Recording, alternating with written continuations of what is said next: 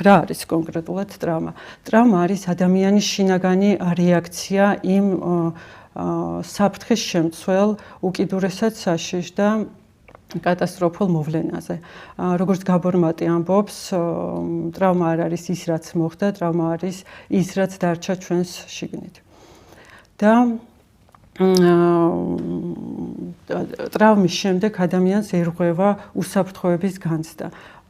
ის ვეღარ გრძნობს თავს უსაფრთხოდ, ვეღარ ენდობა სამყაროს, მეგობრებს, ოჯახს და მუდმივად საფრთხეზე არის მომართული. ანუ ჩვენს ნერვულ სისტემას აქვს ორი რეჟიმი. ერთი არის თვითგადარჩენის რეჟიმი და მეორე არის განვითარების რეჟიმი.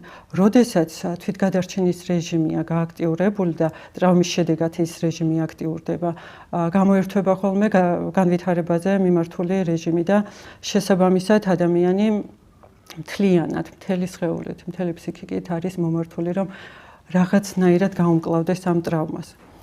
შესაბამისად, ტრავმის დროს გამოიყოფა კორტიზოლი, ადრენალინი, ორგანიზმი გადადის ბრძოლა გაქცევა, გაშიშების რეჟიმში და მუდმივად არის საფრთხის მოლოდინში.